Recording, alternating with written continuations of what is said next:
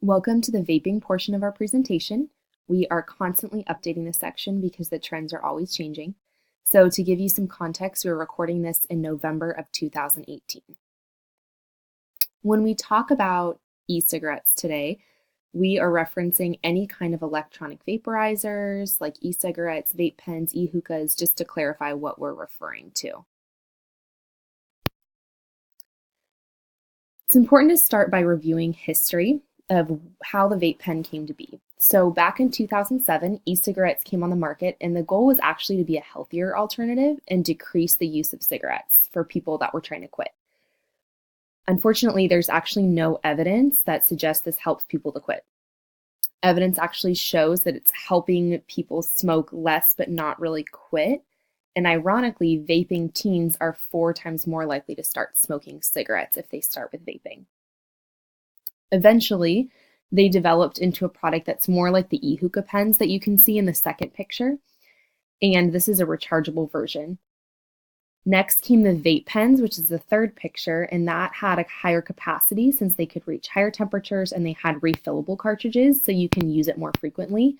And then the last picture is mods, and mods are an even larger size, and they contain even more aerosol, nicotine, and chemicals that can be breathed into your lungs. It's really important to understand the components of the vape pen because you want to be able to understand how it works. And then if you find any of these products, like pieces of it laying around your house or in your classroom or in your child's backpack, you'll know what they are. So the atomizer so the battery is the source of energy in the device. The atomizer is what's responsible for heating the e-liquid, and it's a coil-like component. So something that's actually become really popular lately is called dripping, and this is when the e-liquid is just dripped directly onto those heated coils, and then the student quickly inhales it for a stronger nicotine hit and bigger, thicker clouds of vapor. The risk with this, though, is that because the metal is being heated, it's causing the metal to break down, and then you're inhaling metal particles. When I reference the e-liquid, like I just did, this is what's actually put into the device, and it's what contains flavored tobacco. There's actually over 15,000 different flavors of tobacco. And it's really unfortunate because the tobacco companies are saying that they're trying to market to adults, but if we look at the most popular flavors that they have and what they're offering, like gummy bear, cotton candy, these are really appealing to kids, and it makes it really clear who they're actually trying to advertise to. And then the cartridge is what actually holds the e-liquid and has the atomizer that's inside. And then lastly, the aerosol is what comes out of the vape pen, and it's what's inhaled into the body and exhaled into the air.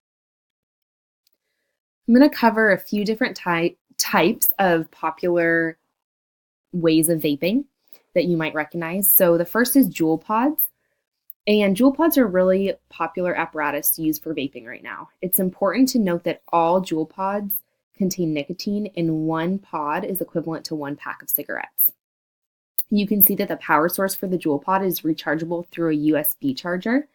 And one of the issues with this is that students are actually keeping these in their backpacks and then claiming it's a USB with assignments or pictures on it.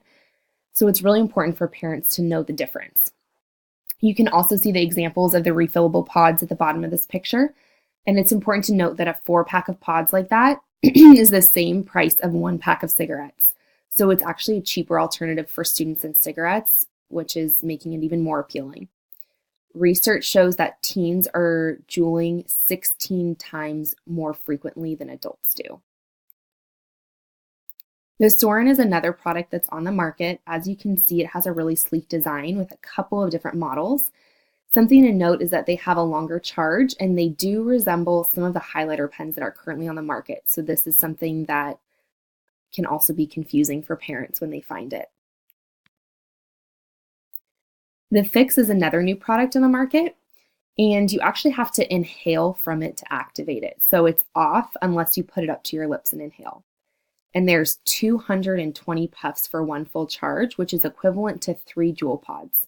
So this is another product that's giving students a longer period of use, as well as more nicotine and more chemicals in this just one device.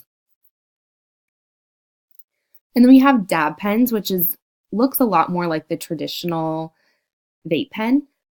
And it's important to note that it's almost exclusively used for dabbing, which involves smoking concentrated THC liquid for a more intense high. It actually is possible to overdose when you're quote unquote dabbing. And so it is really important for parents to know that if your student is using a vape pen to inhale THC, it is possible for them to overdose. There's a few ways to tell if your child is vaping, and this is something that parents can be keeping an eye out for, because if you're able to see some indications that they're using, you might be able to nip it in the bud earlier. So obviously you want to keep an eye out for unusual looking pens or devices like I just showed you pictures of. You also want to look for nosebleeds. So when someone vapes and they're exhaling through their nose, it's going to cause the inside to become dry and it might trigger nosebleeds. We also know that the chemicals in the vapors are actually disrupting your immune system, and so this can have a harsh effect on human cells. And so your student might have unexplained sores or develop a cough. We also know that the major ingredient in e-juice is propylene glycol, and it's something that actually attracts and holds water molecules from its environment, and so this can cause dry mouth. And the only way that students can really deal with this is by consuming large amounts of liquid, and so that's something to keep an eye out for. Sensitivity to caffeine is also something to look for. A lot of students that are going to be using vape pens on a regular basis are going to develop a sensitivity to caffeine. So if your teen is suddenly passing on the Red Bulls or all the coffee that they used to consume, this could be an indication that they're using something else to get a buzz. And then an unexplained sweet smell, I shared about some of the different flavors of e-juice that are on the market. And so a lot of them are modeled after certain candies or desserts. There's a lot of debate about if vaping is a safer alternative to smoking cigarettes. And if you go back to the Hyperdoc that has this entire drug and alcohol series on it, you can view some videos. And this is one of the videos that talks about the difference between smoking a traditional cigarette and an e-cigarette, as well as some of the risks involved. So we encourage you to watch that. Obviously, there's a lot of concerns about vaping. One of the things people are concerned about is how are students getting a hold of these products and how are they getting away with using them? It's getting easier and easier for students to obtain vape pens and the products that come along with them. So one way students are doing this is that they are going to the store, they're using cash to buy an Amazon gift card, they're then creating an Amazon account, and then ordering the product online and having the product sent to an Amazon locker so their parents are not able to track it. They can also buy directly from a lot of stores that sell the product on the street, but then also online. A lot of Instagram accounts are specifically selling these products on social media. And a lot of the times credit card charges have a name on the purchase that wouldn't necessarily relate to vaping, so it can be easily overlooked by parents that are checking their credit card statements. We also have heard that students are using houses that are currently vacated or that have residents that are rarely home, so they'll have their vaping supplies delivered to these homes and then they'll pick it up off the porch. Vaporware is also a new trend that we encourage you to look up online. This is a clothing line and it specializes in making really discreet vapewear. So if you're looking at a traditional hoodie sweatshirt that has like the two strings that hang down to tighten the hood, they're actually equipped to be able to vape through those strings. So they can vape anywhere discreetly, such as class or even like at the dinner table. And they're able to hold the smoke in and what they call it zeroing out and consume all the smoke so that they're not exhaling anything.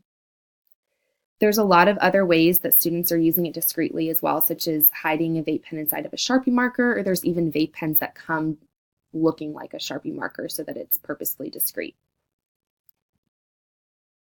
The other concern is that it's not just water vapor. Many students are under the impression that they're just vaping water and it's harmless.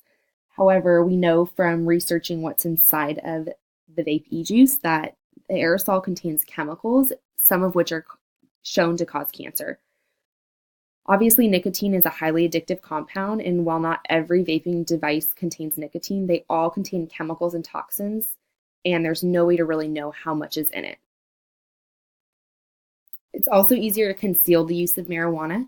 So THC liquids and cocaine can be smoked through a vape pen. And so it's really hard if a student is caught at school using a vape pen. We don't know what's actually in it. We can only just, take their word for it. I also want to add that e-juice is FDA approved for ingestion, but not inhalation, which is a big difference and why it's harmful. And the FDA does not plan to start regulating vape products until the year 2022. So there's a huge lack of standards. Sadly, our kids are the guinea pigs for this product. And back when cigarettes were popular, we didn't know how bad they were until years later. So this is something I always encourage students to think about. Third-hand smoke is another component. So when chemicals from vape pens remain on surfaces and dust even after the vapor or aerosol is gone, they are going to react with other chemicals in the environment and they form toxic chemicals. Although we don't have a ton of information yet about secondhand smoke, evidence is showing that third-hand smoke is really harmful, and especially for kids. There's a lot of physical risks of e-cigarette and vape pen use. This is a visual that kind of points out some of those things. In the adolescent brain, it makes lifelong addiction more likely. It doesn't matter what the substance is. If we're talking about marijuana or vaping or cocaine, the younger that you start using a substance, the quicker you're going to become addicted to it. Eye, ear, and throat irritation is common among e-cigarette users because the aerosols are actually producing chemicals that are unfiltered. So those chemicals are entering into your lungs and they're leaving chemical residue behind.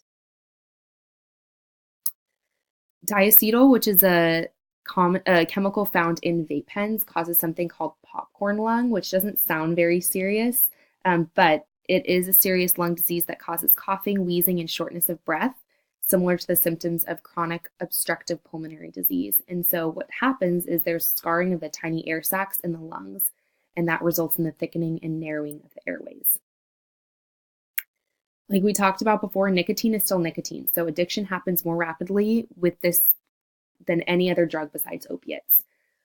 Sadly, only 15% of people that try to quit nicotine are successful.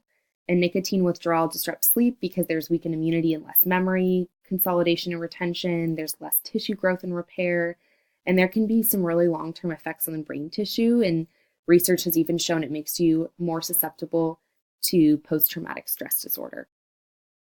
The use of e-cigarettes can also cause further issues like cancer and heart disease.